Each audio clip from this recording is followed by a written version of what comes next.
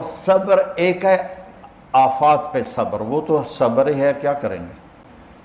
صبر وہاں پرکھا جاتا ہے جب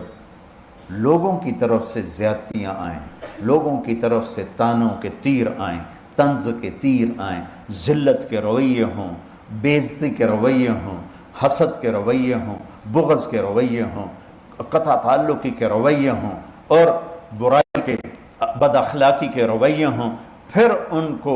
ابتغاء وجہ ربہم، یہ اللہ ایسی خوبصورت جگہ پر لایا ہے کہ پھر وہ اسے نہیں دیکھتے، وہ مجھے دیکھتے ہیں، پھر کہتا چلو یا اللہ تیری خاطر ہم صبر کریں گے۔ کیا خوبصورت لفظ اللہ لایا ہے، سبحان اللہ۔ وَجَعَلْنَا مِنْهُمْ أَئِمَّةً يَهْدُونَ بِأَمْرِنَا لَمَّا، دنیا بھی بتا دی، جنت بھی بتا دی کہ ہم نے ان کو دنیا کی امامت بخشی جب انہوں نے صبر کیا، اور ہم نے اولئک یجزون الغرفۃ بما صبروا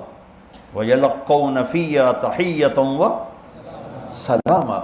کہ ان کے صبر پر ان کا اللہ بھی نے سلام پیش کرے گا، اللہ کے فرشتے بھی سلام پیش کریں گے، جنت کے غلام بھی سلام پیش کریں گے، جنت کی حوریں بھی سلام پیش کریں گی، اور جنت کے عالی شان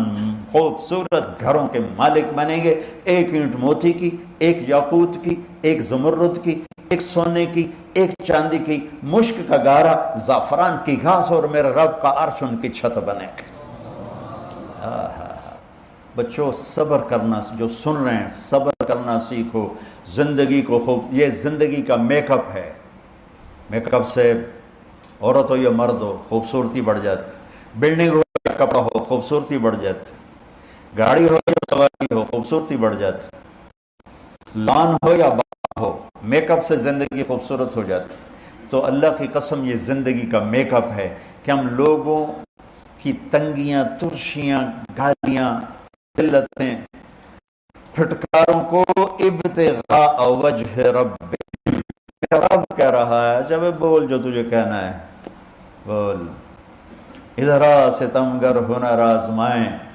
تو تیر آزماں ہم جگر آزمائیں،